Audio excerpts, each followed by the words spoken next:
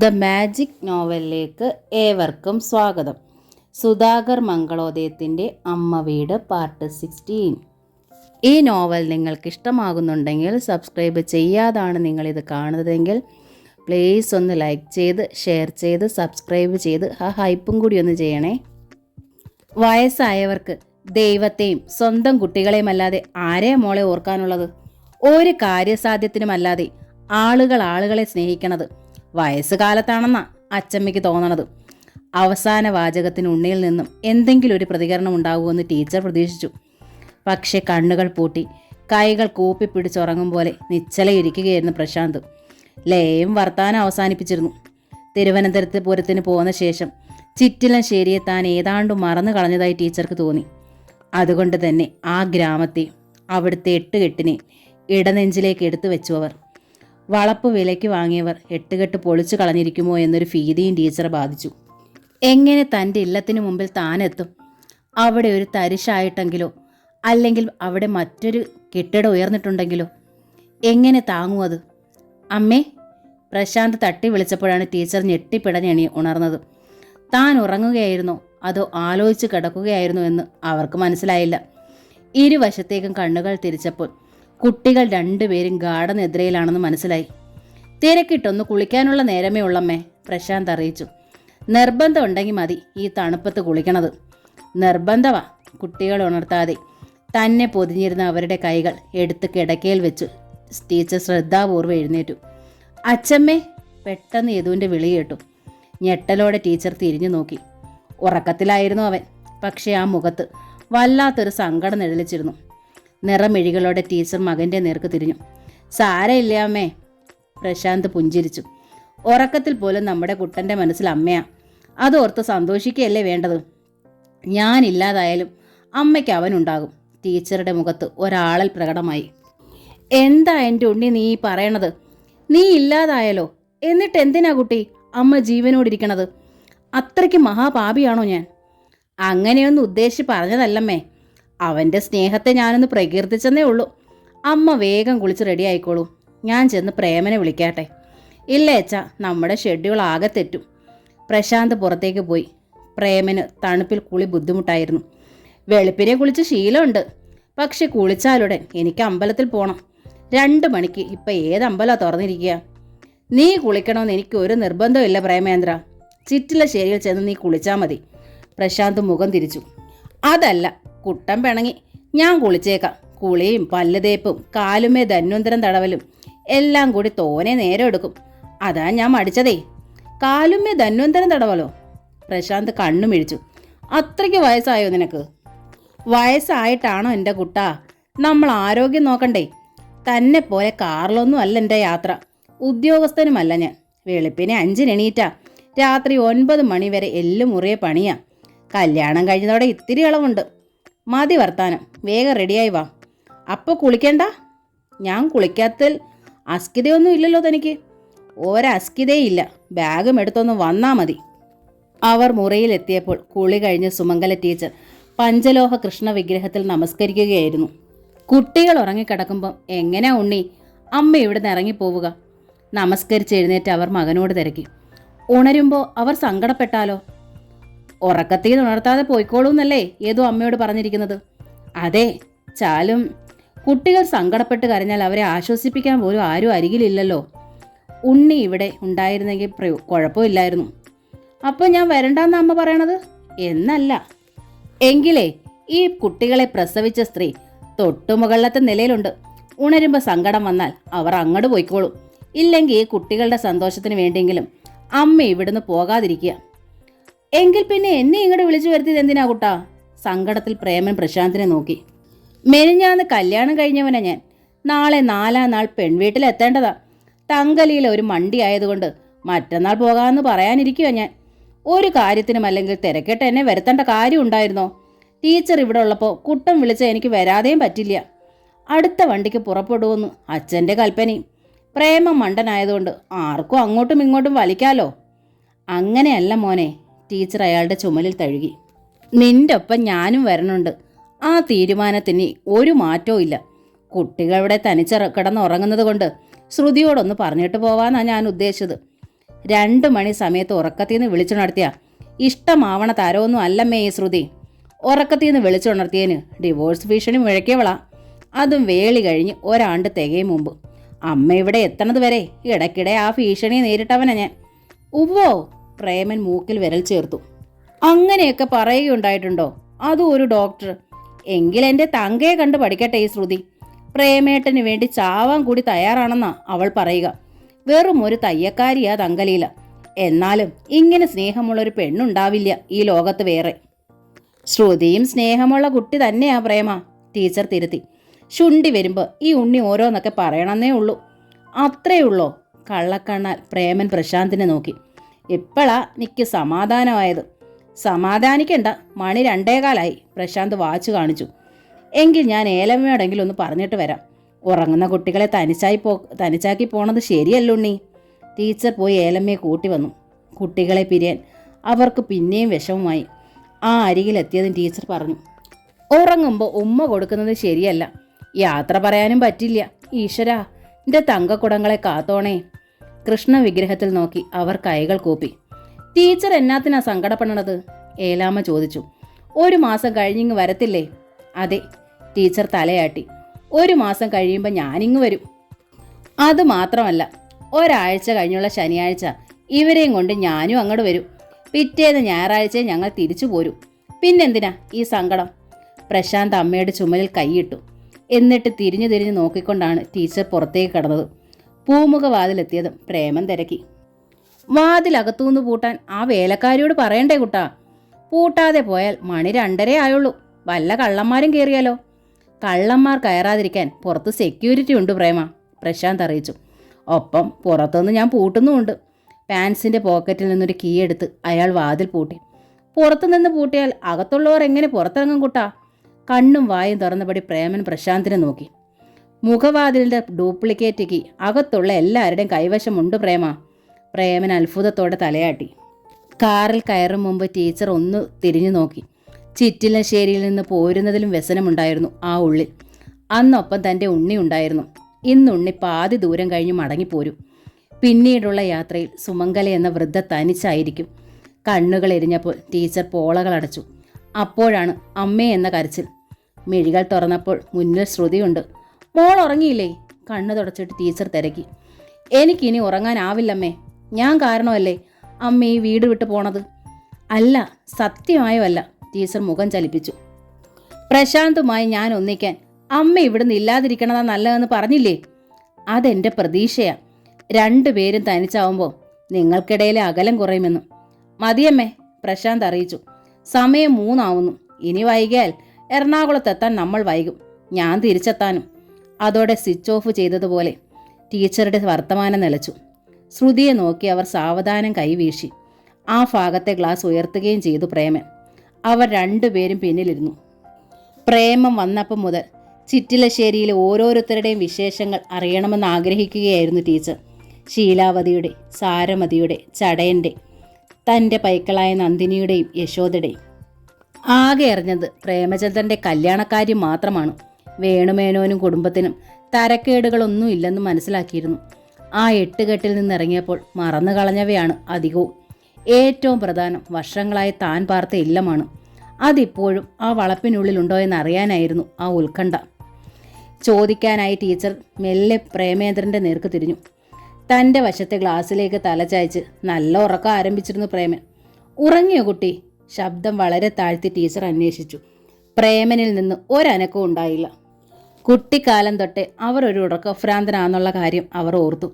കൊല്ലം കഴിഞ്ഞപ്പോൾ വണ്ടി സ്ലോ ചെയ്ത് പ്രശാന്ത് തിരിഞ്ഞു നോക്കി. അമ്മ ഉറങ്ങിയോ? ഇല്ല മോനെ, പ്രാർത്ഥിക്കുകയായിരുന്നു ഞാൻ. പ്രേമനോ? ആ കുട്ടി ഉറങ്ങിയെന്ന് തോന്നണു. എങ്കിൽ അമ്മയെ മുന്നിലേക്ക് വന്ന് എൻ്റെ അടുത്തിരിക്കൂ. വിജനമായൊരു വഴിയോരത്തായി അവർ വണ്ടി നിർത്തി. ഡോർ തുറന്നിറങ്ങിയ ടീച്ചർക്കായി പിന്നിലെ വാതിൽ തുറന്നു കൊടുത്തു. അവർ വന്ന് മുന്നിൽ മകൻ്റെ അരികിലായിരുന്നു. വീണ്ടും കാർ സ്റ്റാർട്ട് ചെയ്ത് പ്രശാന്ത് പറഞ്ഞു, അമ്മ എനിക്ക് വേണ്ടി ആ എന്നതവ ഒന്ന് പാടാമോ? ശബ്ദം താഴ്ത്തി എനിക്ക് മാത്രം കേൾക്കാൻ പോകുന്ന തരത്തിൽ. ടീച്ചറിന് അത്ഭുതമായി. എന്നതവം എവിടെ കേട്ടാലും എനിക്ക് അമ്മയെ ഓർമ്മ വരിക. അമ്മയുടെ ശബ്ദത്തിൽ എനിക്കത് റെക്കോർഡ് ചെയ്യണം.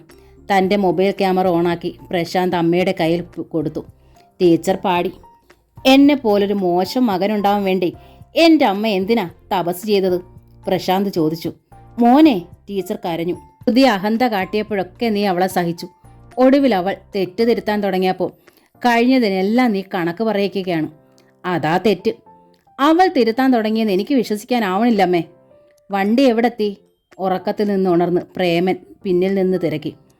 എറണാകുളം ആവുന്നടാ, പ്രശാന്ത് പറഞ്ഞു. പ്രാതൽ കഴിപ്പിച്ച ശേഷമാണ് അമ്മയും പ്രേമനെയും അയാൾ ബസ്സിൽ കയറ്റിയത്. ഷൊർണൂരിന്ന് അമ്മയ്ക്ക് ഊണ് വാങ്ങിക്കൊടുക്കണം. കനത്തൊരു കവർ പ്രശാന്ത് പ്രേമന്റെ ബാഗിൽ വെച്ചു. എന്നിട്ട് ഒരു ടാക്സി പിടിച്ച് പോയാൽ മതി. നിനക്കും ഭാര്യയ്ക്കും ഡ്രസ്സ് വാങ്ങാനായി ഒരു തുക വെച്ചിട്ടുണ്ട്. ഒരാഴ്ച കഴിഞ്ഞ് ഞാൻ വരുമ്പോൾ നിനക്കുള്ള കല്യാണ സമ്മാനവും കൊണ്ടുവരാം. അമ്മയ്ക്കൊരു ബുദ്ധിമുട്ടും ഉണ്ടാവരുതേ. അതെന്നോട് പറയണോ കുട്ടാ? മടക്കയാത്രയിൽ പ്രശാന്തിന്റെ മനസ്സ് വല്ലാതെ ഉഴറി. അമ്മ എത്ര നിർബന്ധിച്ചാലും ഈ പ്രായത്തിൽ അന്യമായൊരിടത്തേക്ക് അയക്കാൻ പാടില്ലായിരുന്നെന്ന് അയാൾക്ക് തോന്നി. ഒരു പക്ഷേ തൻ്റെ അമ്മയെ തനിക്ക് നഷ്ടപ്പെടുകയാണോ? ആ ചിന്തയ്ക്കിടയിലാണ് എതിരിൽ നിന്ന് വന്നൊരു ലോറിയെ മുട്ടിയൊരുമി കാർ മുന്നോട്ട് നടന്നത്. ലോറി ഡ്രൈവർ വണ്ടി നിർത്തി പുലഭ്യം പറഞ്ഞുകൊണ്ട് പ്രശാന്തിനെ അഭിഷേകം ചെയ്തു. അവിടം കടന്നതും പ്രേമനെ ഏൽപ്പിച്ച അമ്മയുടെ മൊബൈലിൽ പ്രശാന്ത് വിളിച്ചു. പ്രേമനാണ് ഫോൺ എടുത്തത്. അമ്മ നിന്റെ അരികിലുണ്ടോ പ്രേമ? ഇല്ലല്ലോ കുട്ടാ. ആലുവ കഴിഞ്ഞതും വണ്ടി തിങ്ങിയ ആളായി. കൈക്കുഞ്ഞുമായി വന്നൊരു സ്ത്രീക്ക് വേണ്ടി അമ്മയുടെ അരികിൽ എൻ്റെ സീറ്റ് എനിക്ക് ഒഴിഞ്ഞു കൊടുക്കേണ്ടി വന്നു. ഞാനിപ്പോൾ പിന്നെ നിൽക്കുക. ആൾത്തിരക്ക് കൊണ്ട് അമ്മയെ കാണാൻ പോലും പറ്റണില്ല. ഏതായാലും ഷൊർണൂരെത്തുമ്പോൾ വിളിക്കണം. പ്രശാന്ത് കോൾ അവസാനിപ്പിച്ചു. ഷൊർണൂരെത്തി വണ്ടിയിൽ ആളൊഴിഞ്ഞതും പ്രേമൻ ഓടി മുന്നിലെത്തി. പക്ഷെ ടീച്ചർ ഇരുന്ന സീറ്റിൽ ആരും ഉണ്ടായിരുന്നില്ല. നിന്നിടത്ത് നിന്ന് അയാൾ ചുറ്റുമൊന്ന് കണ്ണോടിച്ചു. ബസ്സിലെ തിരക്ക് ഏതാണ്ട് ഒഴിഞ്ഞിരിക്കുന്നെങ്കിലും സീറ്റുകളൊന്നും ഒഴിവില്ല. കമ്പിയിൽ പിടിച്ചു നിൽക്കുന്നവരായി 4-5 പേർ മാത്രം. സ്ത്രീകളുടെ സീറ്റിലൂടെ മാത്രമല്ല, പുരുഷന്മാർക്കിടയിലൂടെയും പ്രേമചന്ദ്രൻ കണ്ണുകൾ സഞ്ചരിച്ചു. എവിടെയുമില്ല ടീച്ചർ. എവിടേക്ക് മാഞ്ഞുപോയാൾ? അയാളുടെ ഉള്ളിൽ തീയാളി. ഈശ്വര! നെഞ്ചോട് കൈയമർത്തിക്കൊണ്ട് പ്രേമൻ ഒരിക്കൽ കൂടി വട്ടം ചുറ്റി. പിന്നൊരു നിലവിളിയായിരുന്നു. ടീച്ചറേ! എന്ത് എന്ന ഭാവത്തിൽ കണ്ടക്ടർ തിരിഞ്ഞു നോക്കി. പുതിയതായി കയറിയവരിൽ നിന്നും യാത്രാപ്പണം വാങ്ങുന്ന തിരക്കിലായിരുന്നു അയാൾ.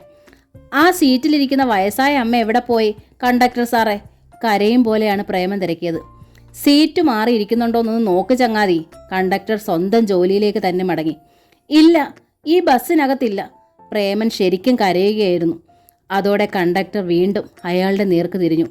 മറ്റ് യാത്രക്കാരുടെ ശ്രദ്ധയും പ്രേമനിലായി. വെളുത്ത് നല്ല ഭംഗിയുള്ളൊരമ്മയാണോ? കഴുത്തിലൊരു കട്ടിമാലയൊക്കെ ഇട്ട്, നെറ്റിയിൽ ചന്ദനം വരച്ച്, സെറ്റും വേഷ്ടിയും ഉടുത്തു. ഡോറിൽ നിന്നിരുന്ന കിളി തിരക്കി. അതെ അതെ, പ്രേമൻ ഒച്ച വെച്ചു. തൃശ്ശൂർ വെച്ച ആ അമ്മേനെ കണ്ടൊരു ഓർമ്മയുണ്ട്. പിന്നീട് കണ്ടോന്ന് നിശ്ചയില്ല, കിളി പറഞ്ഞു. ഒരുപാട് വയസ്സായതാണെങ്കിൽ കൂടെ ഇരുത്തണ്ടായിരുന്നോ?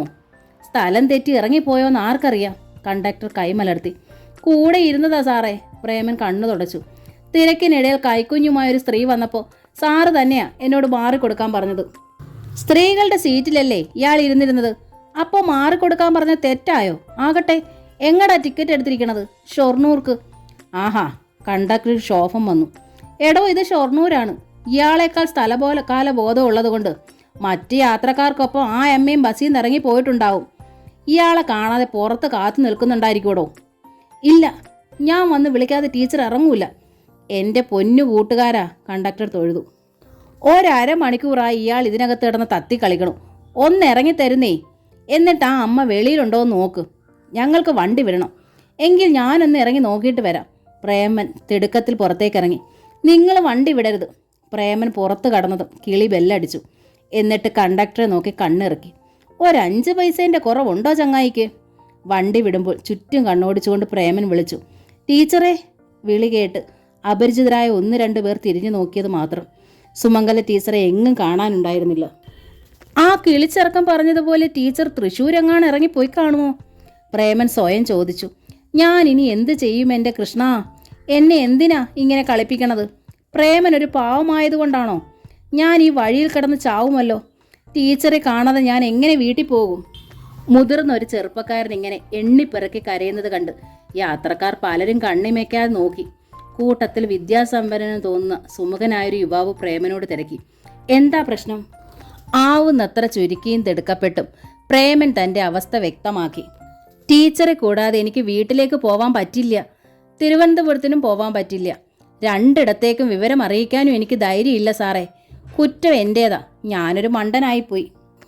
അങ്ങനെയൊക്കെ വിചാരിച്ച് സമയം കളഞ്ഞിട്ട് കാര്യമില്ല സഹോദര. എത്രയും വേഗം വന്ന റൂട്ടിലൂടെ തിരിച്ചു പോയി നോക്കൂ. ബസ്സിന് പോയിട്ട് കാര്യമില്ല. വഴിക്ക് വണ്ടി നിർത്തി അന്വേഷിക്കാൻ പാകത്തിലൊരു ടാക്സി പിടിച്ചു പോണതാ ബുദ്ധി.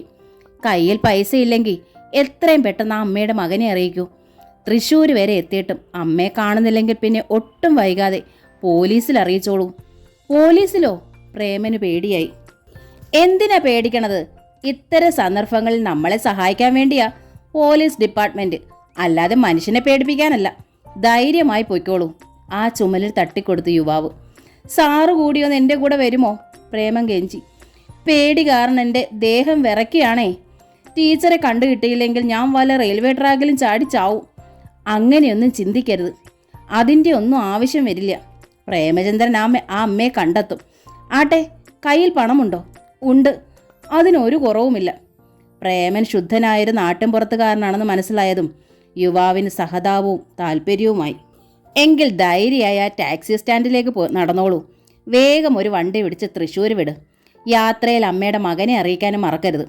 ഒരത്യാവശ്യ യാത്രയിലാണ് ഞാൻ, അല്ലെങ്കിൽ തീർച്ചയായും പ്രേമൻ്റെ ഒപ്പം വന്നേനെ. പ്രേമൻ എത്രയും പെട്ടെന്ന് ആ അമ്മയെ കണ്ടെത്തട്ടെ എന്ന് ആശംസിക്കുന്നു. കൈ വീശിയിട്ട് യുവാവ് തിരിഞ്ഞു നടന്നു. പ്രേമചന്ദ്രൻ നേരെ ടാക്സി സ്റ്റാൻഡിലേക്ക് ഓടി. എനിക്കൊന്ന് തൃശ്ശൂർ വരെ പോണേ. ബസ്സിൽ എറണാകുളത്തു നിന്ന് പോരുമ്പോൾ എൻ്റെ ഒപ്പം ഉണ്ടായിരുന്ന അമ്മയെ കാണാതായി. സ്ഥലം തെറ്റി എവിടെയെങ്കിലും ഇറങ്ങിയതായിരിക്കും. തൃശ്ശൂർ വരെ ബസ്സിൽ കണ്ടതായി കിളി പറയണുണ്ട്. അതുകൊണ്ട് നമുക്ക് തൃശ്ശൂർ വരെ ഒന്ന് പോകണം. ഓരോ സ്റ്റോപ്പിലും വണ്ടി നിർത്തി അന്വേഷിച്ചു പോവാനാ പ്ലാൻ. ടാക്സിയുടെ ക്യൂവിൽ മുന്നിലുണ്ടായിരുന്ന വണ്ടിയുടെ ഡ്രൈവറോട് അയാൾ അറിയിച്ചു. ചെറുപ്പക്കാരനായ ഡ്രൈവർ കുസൃതിയിൽ പുഞ്ചിരിച്ചു. ഓരോ സ്റ്റോപ്പിൽ നിർത്തി അന്വേഷിച്ചു പോകുമ്പോൾ തോനെ നേരം എടുക്കും. അതനുസരിച്ച് കാശും കൂടണതാ. അതായിക്കോട്ടെ, കാശ് എത്ര വേണേലും തരാം. വേഗം പോണോന്ന് മാത്രം. എത്ര കിലോമീറ്റർ പോണം? പ്രേമം കയറിയിരുന്ന ശേഷം കാർ സ്റ്റാർട്ട് ചെയ്തുകൊണ്ട് ഡ്രൈവർ തിരക്കി. അതൊക്കെ ഇയാളുടെ ഇഷ്ടം. പ്രേമൻ തലയാട്ടി. സമയം കളയാനില്ലെന്ന് മാത്രം. എൻ്റെ അമ്മയേക്കാൾ എനിക്ക് പ്രിയപ്പെട്ട ആളാ ടീച്ചർ. ടീച്ചർക്ക് എന്തേലും അപകടം പിണഞ്ഞാൽ ഞാൻ പിന്നെ ജീവിച്ചിരിക്കില്ല. അപ്പോൾ സ്വന്തം അമ്മയല്ല അല്ലേ? ഞാൻ പറഞ്ഞല്ലോ, സ്വന്തം അമ്മയേക്കായി പ്രിയപ്പെട്ടതാ. ഡീസൽ അടിക്കണം. അപ്പോൾ വണ്ടിയിൽ പെട്രോൾ ഇല്ലേ? പെട്രോൾ വണ്ടി അല്ലിത്, ഡീസലാ. ഡ്രൈവർ ചിരിച്ചു. താൻ എരിപിരി സഞ്ചാരത്തിൽ കഴിയുമ്പോഴും ഡ്രൈവർ ചിരിച്ച് കളിച്ച് സംസാരിക്കണത് പ്രേമൻ അത്ര ഇഷ്ടമായില്ല. എങ്കിലും അയാൾ ക്ഷമിച്ചു. ഒരു 1000 മണി തന്നേക്കൂ. ഡീസൽ അടിച്ചു കഴിഞ്ഞതും ഡ്രൈവർ പ്രേമൻ്റെ നേർക്ക് കൈനീട്ടി. 1000 എന്ന് വെച്ചാൽ 1000മോ? അത്രയും വേണോ? പ്രേമൻ അന്താളിപ്പായി. എത്ര വേണമെങ്കിലും തരാമെന്ന് പറഞ്ഞതുകൊണ്ടല്ലേ ഞാൻ അത്ര അടിച്ചത്. ഇത്ര ദൂരം പോണ്ടതല്ലേ ചങ്ങാതി? തിരിച്ചു പോരണ്ടേ? തിരിച്ചു പോരുമ്പോൾ എങ്ങനെയും രാത്രിയാവും. രാത്രി വണ്ടി വഴിയിൽ കിടന്നു പോയാലോ? കൂട്ടത്തിൽ വയസ്സായ അമ്മയുണ്ടാവില്ലേ? ഷൊർണൂർക്ക് തിരിച്ചു വന്നാൽ കഴിഞ്ഞാൽ പിന്നെ എവിടേക്കാണ് ഏട്ടന് പോവേണ്ടത്? ചിറ്റിലശ്ശേരിക്ക്. അപ്പോൾ ഡീസൽ ഇതൊന്നും പോരാട്ടോ. ശരി ശരി. പ്രേമൻ ചുമലിലെ ബാഗ് ഊരി മടിയിൽ വെച്ച് അതിൻ്റെ സിബ് തുറന്നു. എറണാകുളത്ത് വെച്ച് പ്രശാന്ത് തന്ന കവർ എടുത്തു. അതാദ്യമായി തുറന്നു നോക്കിയ അയാൾ 500ൻ്റെ നോട്ടുകളാണെല്ലാം. കാറിനകത്തേക്ക് തലയിട്ട് ഡ്രൈവർ കവറിലേക്ക് എത്തി നോക്കിയതിനാൽ തൽക്കാലം എണ്ണണ്ട എന്ന് തീരുമാനിച്ചു പ്രേമൻ. ഡ്രൈവർ കാണാത്ത വിധം കവർ ഒളിപ്പിച്ച് പിടിച്ച് 2 നോട്ടുകൾ വലിച്ചെടുത്തു അയാൾ. ദാ പിടിച്ചോ. ഖനത്തിലൊന്ന് തലകുലുക്കിക്കൊണ്ടാണ് ഡ്രൈവർ നോട്ടുകൾ മേടിച്ചത്. തിരികെ വണ്ടി വിട്ട് 1 മിനിറ്റ് കഴിഞ്ഞപ്പോഴേക്കും പ്രേമൻ്റെ ഷർട്ടിൻ്റെ പോക്കറ്റിൽ കിടന്ന് സുമംഗല ടീച്ചറുടെ ഫോൺ ശബ്ദിക്കാൻ തുടങ്ങി. ഈശ്വര, ഏതേലും ബൂത്തിൽ നിന്ന് ടീച്ചർ വിളിക്കണതാവണേ എന്ന് പ്രാർത്ഥിച്ചുകൊണ്ടാണ് അയാൾ ഫോൺ എടുത്ത് കോൾ ബട്ടൺ അമർത്തി കാതോട് ചേർത്തത്. പക്ഷെ കാതിലേക്ക് വീണത് പ്രശാന്തിൻ്റെ ശബ്ദമായിരുന്നു. ഷൊർണൂർ എത്തുമ്പോൾ വിളിക്കണമെന്ന് പറഞ്ഞിട്ട് എന്തേ പ്രേമ വിളിക്കാഞ്ഞത്? ഞാൻ ഇവിടെ നെഞ്ചുരുകി കാത്തിരിക്കുക. ശരിക്കും നെഞ്ചുരുകിയത് പ്രേമൻ്റെതാണ്. എന്തു മറുപടി പറയും? സത്യം പറയണമോ? പ്രശാന്തിനത് സഹിക്കാനാവുമോ? അയാളുടെ പ്രതികരണത്തെക്കുറിച്ചും ഭയം തോന്നിയപ്പോൾ സത്യം പറയണ്ട എന്ന് തീരുമാനിച്ചു പ്രേമൻ. എന്താടാ നീ ഒന്നും മിണ്ടാത്തെ? പ്രശാന്തിൻ്റെ ശബ്ദമുയർന്നു. നീ ഇപ്പം എന്ത് വണ്ടിയിലാ? ആ ചോദ്യത്തിൽ പ്രേമൻ ഒരു മറുപടി കിട്ടി. ടാക്സിയിൽ. ഞങ്ങൾ ചിറ്റിലശ്ശേരിക്ക് പോവോട്ടാ. എങ്കിൽ അമ്മയ്ക്കൊന്ന് ഫോൺ കൊടുത്തേ. വീണ്ടും പ്രേമൻ്റെ ഉള്ള ആളി. അമ്മ എന്തെടുക്കുക? പ്രശാന്ത് തിരക്കി. കാറിൻ്റെ പിന്നിലേക്ക് ചാരിയിരുന്ന് ഉറങ്ങുക. രാത്രി മുഴുവൻ ഉറക്കമൊഴിഞ്ഞതല്ലേ? എങ്ങനെ തനിക്ക് അത്തരമൊരു മറുപടി കിട്ടിയെന്ന് പ്രേമന് തന്നെ നിശ്ചയമില്ലായിരുന്നു. എങ്കിൽ ചിറ്റിലശ്ശേരിയിൽ എത്തിയിട്ട് വിളിച്ചാൽ മതി. പക്ഷെ മറക്കരുതെന്ന് മാത്രം. മറക്കില്ലേ കുട്ടാ, ഉറപ്പ്. ഉച്ചയ്ക്ക് അമ്മയ്ക്ക് ഊണ് വാങ്ങി കൊടുത്തായിരുന്നോ? ഉവ്, കൊടുത്തു. അതോർത്തപ്പോൾ പ്രേമന്റെ നെഞ്ചു പൊടിഞ്ഞു. പാവൻ ടീച്ചർ പട്ടിണിയായിരിക്കും. കയ്യിൽ പണം വല്ലതും ഉണ്ടോന്ന് ആർക്കറിയാം. എറണാകുളത്തുനിന്ന് വണ്ടിയിൽ കയറിയിട്ട് അയാളും ജലപാനം ചെയ്തിട്ടില്ല. ടീച്ചറെ കാണാതെ ഇനി അതുണ്ടാവുകയുമില്ല. ആരോടാ ഏട്ടാ ഈ കല്ല് വെച്ച് നുണയൊക്കെ കാച്ചുന്നത്? പ്രേമന്റെ നേർക്ക് തിരിഞ്ഞു നോക്കി ഡ്രൈവർ ഊരി ചിരിച്ചു. ആ അമ്മയുടെ മകനോടാണോ? ആര് എന്തു നുണ പറഞ്ഞു? പ്രേമം വിക്കി. നമ്മൾ ചിറ്റിലശ്ശേരിയിലെ കല്ലല്ലോ പോവണത്. അത്രയെങ്കിലും നുണയല്ലേ? തൃശ്ശൂർ എന്ന് പറയാൻ വന്നപ്പോ ചിറ്റിലശ്ശേരിന്ന് തെറ്റിപ്പോയതാ. ഞങ്ങളുടെ ദേശം അതല്ലേ. എപ്പോഴും നാവിൽ അതേ വരൂ. ഓവ്, മനസ്സിലായി. വിശ്വാസമില്ലാത്ത മട്ടിൽ ഡ്രൈവർ ചിരിച്ചു. പ്രേമൻ അയാളോട് വെറുപ്പായി. വണ്ടി വളരെ സാവധാനമാണ് പോയിക്കൊണ്ടിരുന്നത്. ഓരോ സ്റ്റോപ്പിൽ നിർത്തുമ്പോഴും അയാൾ ഇറങ്ങി ടീച്ചറിനെ കുറിച്ച് തിരക്കും. ധരിച്ചിരുന്ന വസ്ത്രങ്ങളെക്കുറിച്ചും ശരീരപ്രകൃതികളെക്കുറിച്ചൊക്കെ വിവരിക്കും. പക്ഷേ ആരും അങ്ങനെ ഒരു അമ്മയെ കണ്ടതായേ ഓർമ്മിക്കുന്നില്ല. ഒടുവിൽ തൃശ്ശൂർ എത്തിയപ്പോൾ സന്ധ്യയായി. നമുക്ക് ആഹാരം എന്തെങ്കിലും കഴിക്കണ്ടേ ഏട്ടാ? ഡ്രൈവർ തിരക്കി. എനിക്കൊന്നും വേണ്ട, പ്രേമം പറഞ്ഞു. എങ്കിൽ ഞാൻ പോയി കഴിച്ചിട്ട് വരാം. ഏട്ടനൊരു 100 റുപ്പിക എങ്ങ് തരൂ. വിരലുകൾ അകറ്റിപ്പിടിച്ച് അയാൾ കൈ നീട്ടി. പ്രേമന്റെ കയ്യിലെ ചില്ലറ 100 തികയില്ലായിരുന്നു. പിന്നെയുള്ളത് പ്രശാന്ത് സമ്മാനിച്ച കവറാണ്. അതിൽ നിന്ന് ഒരു നോട്ട് കൂടി വലിച്ചെടുത്ത് പ്രേമൻ ഡ്രൈവറുടെ വിരലുകൾക്കിടയിലേക്ക് വെച്ചു കൊടുത്തു. ബാക്കി കൊണ്ടുതരണം. Oh yes. ഡ്രൈവർ ഡോർ തുറന്ന് പുറത്തേക്കിറങ്ങി. തൊട്ടരികിലെ തട്ടുകടയിലേക്കാണ് അയാൾ തിരിഞ്ഞത്. ഇയാൾ കഴിച്ചിട്ട് വരുമ്പോഴേക്കും ഞാൻ സ്റ്റാൻഡിലും കൂടി ഒന്ന് നോക്കിയിട്ട് വരാം. അത് കഴിഞ്ഞ് നമുക്ക് പോലീസ് സ്റ്റേഷനിൽ പോയൊരു പരാതി കൊടുക്കണം. പ്രേമനും ഡോർ തുറന്നിറങ്ങി. അതിനെന്താ, ഏട്ടൻ വേഗം ഇങ്ങ് എത്തിയാൽ മതി. തിരിഞ്ഞു നോക്കാതെയായിരുന്നു ഡ്രൈവറുടെ മറുപടി. അല്പം നടന്നപ്പോഴാണ് തൻ്റെ ബാഗ് കാറിനകത്താണല്ലോ എന്ന് പ്രേമൻ ഓർമ്മ വന്നത്. പക്ഷേ ബസ് സ്റ്റാൻഡ് തൊട്ടരികിലാണ്. അതുകൊണ്ട് അയാൾ കാലുകൾ വലിച്ചു വെച്ച് നടന്നു. സ്റ്റാൻഡിനകത്തെ വെയിറ്റിംഗ് റൂമിൽ നേരിയതണിഞ്ഞ ഒരു സ്ത്രീയെ കണ്ട് പ്രേമൻ പ്രതീക്ഷയിൽ ഓടിച്ചെന്നു. അത് പക്ഷേ മറ്റൊരമ്മയായിരുന്നു. അവരുടെ മക്കളും അരികിലുണ്ടായിരുന്നു. അതോടെ അയാൾ നടന്ന് ടാക്സി കടന്നിരുന്ന സ്ഥലത്ത് തിരിച്ചെത്തി. അവിടെ ആ വണ്ടി ഉണ്ടായിരുന്നില്ല.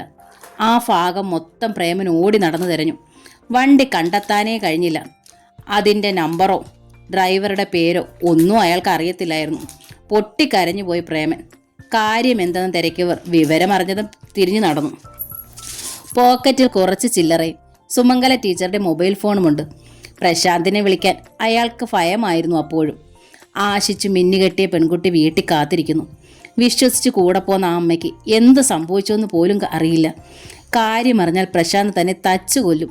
ആത്മഹത്യയെക്കുറിച്ച് മാത്രമാണ് പ്രേമൻ ചിന്തിച്ചത്. അമ്മയെ എറണാകുളത്ത് കൊണ്ടുവന്ന് ബസ്സിൽ കയറ്റിവിട്ട് ഓഫീസിൽ തിരിച്ചെത്തിയ പ്രശാന്തിന് സന്ധ്യ വരെ ശ്വാസം വിടാൻ കഴിയാത്തത്ര ജോലി തിരക്കായിരുന്നു.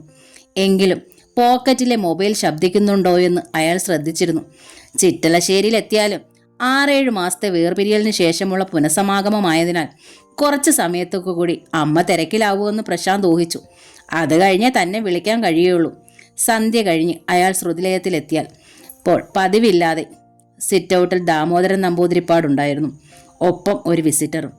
തൻ്റെ അമ്മ ഒഴിഞ്ഞു പോയതോടെ ഇവിടെ എല്ലാവരും കൂടുതൽ സ്വാതന്ത്ര്യരായതുപോലെ പ്രശാന്തിന് തോന്നി. അത് അയാളെ ദേഷ്യം പിടിപ്പിക്കുകയും ചെയ്തു. കാറിൽ നിന്നിറങ്ങി അടുത്ത് ചെന്നപ്പോഴാണ് ഫാദർ ഇൻ ലോയുടെ കൂടെയുള്ളത് നഗരത്തിലെ പ്രമുഖ വാടക ഗുണ്ടയായ ഗോകുലാണെന്ന് മനസ്സിലായത്. കോൺട്രാക്ട് രംഗത്തെ മുടിചൂടാ മനനായിരിക്കുമ്പോഴത്തുള്ള നമ്പൂതിരിപ്പാടിൻ്റെ ബന്ധമാണിതെന്നറിയാം. പ്രശാന്ത് പക്ഷെ അവനെ ശ്രദ്ധിക്കാറേയില്ല. അയാൾ നേരെ അകത്തേക്ക് നടന്നപ്പോൾ ദാമോദരൻ നമ്പൂതിരിപ്പാടാണ് സംസാരിച്ചത്. ചിറ്റിലശ്ശേരിയിൽ ചെന്നിട്ട് അമ്മ വിളിച്ചോ മോനെ? തേനൊലിക്കുന്ന ആ ലോഹ്യം പ്രശാന്തിനെ ചുണ്ടി പിടിപ്പിച്ചു. വിളിച്ചു. നിങ്ങൾ എനിക്ക് തരാനുള്ള തുക കിട്ടിയാലുടൻ പുതിയൊരു വീട് വാങ്ങിയിട്ട് അറിയിച്ചോളാമെന്ന് പറഞ്ഞു. അമ്മ ഇങ്ങ് പോന്നോളാമെന്ന്. നിങ്ങൾ പക്ഷെ 4-5 മാസമായി 10 ദിവസത്തെ അവധി പറഞ്ഞ് എന്നെ പറ്റിക്കുകയല്ലേ. ഇനി അത് നടക്കില്ല. ഇന്ന് കഴിഞ്ഞാൽ നാളെ ഒരു ദിവസം കൂടി ഞാൻ തരും. മറ്റന്നാൾ എൻ്റെ പണം മൊത്തം കിട്ടിയിരിക്കണം. ഇന്നിപ്പോൾ ഞാൻ ജവഹർ നഗറിൽ ഒരു വീട് നോക്കാൻ പോവാം. മറ്റന്നാൾ അഡ്വാൻസ് കൊടുക്കും. ഈ മാസം തന്നെ രജിസ്ട്രേഷൻ കഴിയും. മറ്റന്നാൾ എൻ്റെ പണം കിട്ടിയില്ലെങ്കിൽ പുറകെ ജപ്തി നോട്ടീസ് ആവും വരിക. എൻ്റെ അമ്മയെ എനിക്ക് തിരിച്ചു കൊണ്ടുവന്നേ പറ്റൂ. ഈ വാക്കിന് മാറ്റമില്ല. ശരം പോലെ അയാൾ അകത്തേക്ക് പോയി. അകത്തെത്തിയത് കുട്ടികൾ വന്ന് വട്ടം കെട്ടിപ്പിടിച്ചു.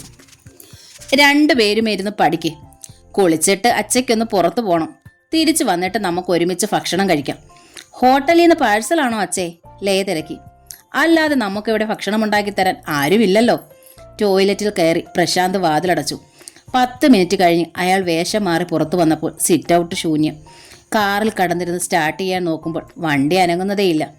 തൻ്റെ യാത്ര മുടക്കാനായി ഗുണ്ടയെ കൊണ്ട് നമ്പൂതിരിപ്പാട് എന്തോ ചെയ്യിച്ചതാണെന്ന് പ്രശാന്തിന് മനസ്സിലായി. എന്താണ് തകരാറെന്ന് പരിശോധിക്കാനോ കുഴപ്പം മാറ്റിയെടുക്കാനോ അയാൾക്ക് നേരമില്ലായിരുന്നു.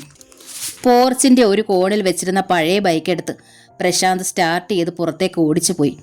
10 മിനിറ്റ് കഴിഞ്ഞപ്പോൾ ശ്രുതിയോ അകത്തുനിന്ന് പോർച്ചിലെത്തി. അവൾക്കന്ന് നൈറ്റായിരുന്നു.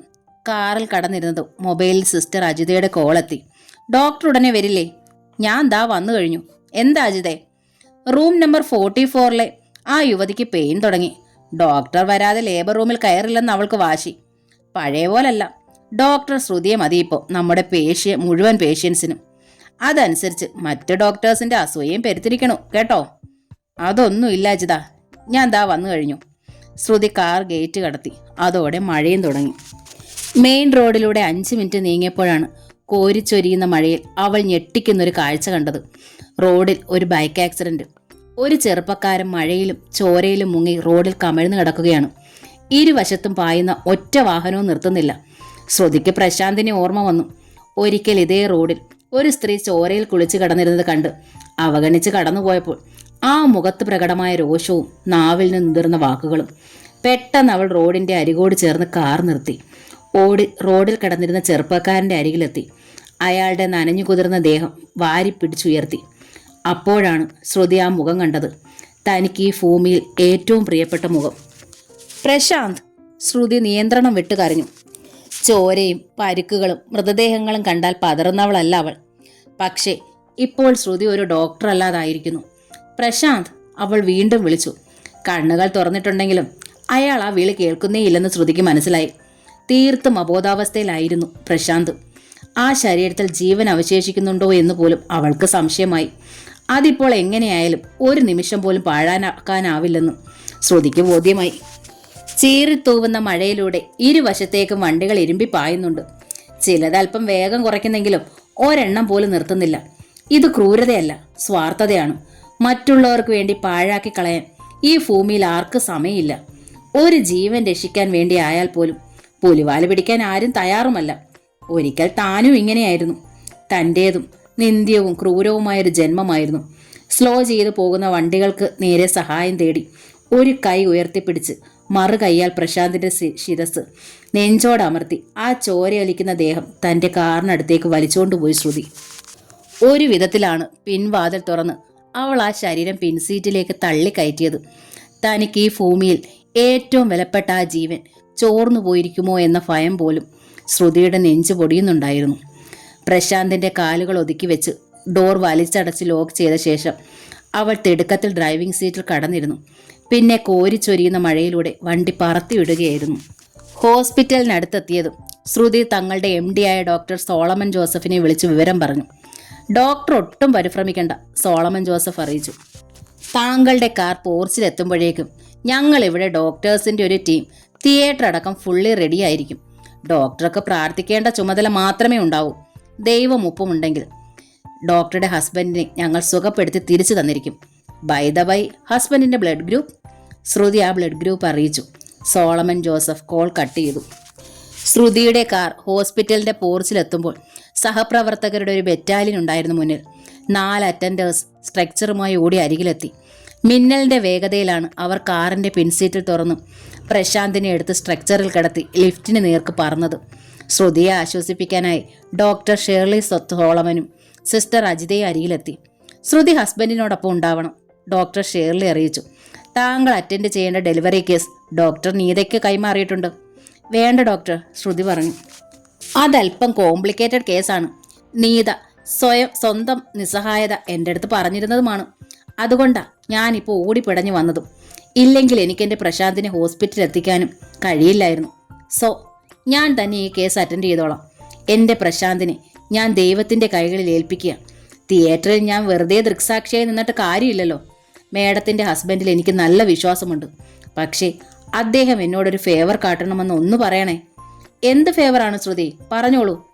ഡോക്ടർ സുജിത്ത് തിയേറ്ററിൽ കടക്കരുത്. തിയേറ്ററിന്റെ വാതുക്കൽ പോലും അയാൾ ഉണ്ടാവരുത്. ഷുവർ, ഉറപ്പ് നൽകും പോലെ ഡോക്ടർ ഷേർലി ശ്രുതിയുടെ കൈ കവർന്നു. പകരം ഞാനുണ്ടാവും തിയേറ്ററിൽ, അത് മതി എനിക്ക്. ശ്രുതി തിടുക്കത്തിൽ അകത്തേക്ക് നടന്നു. ലേബർ റൂമിന്റെ ഡോറിലാണ് അവൾ എത്തിയത്. കൂടെ സിസ്റ്റർ അജിതയും ഉണ്ടായിരുന്നു. അകത്തേക്ക് കടക്കും. സുധാകർ മംഗളോദയത്തിന്റെ അമ്മ വീട് എന്ന നോവലിന്റെ ഈ ഭാഗം ഇവിടെ പൂർണ്ണമാവുകയാണ്. അടുത്ത ഭാഗം ഉടൻ തന്നെ അപ്ലോഡ് ചെയ്യുന്നതായിരിക്കും. താങ്ക്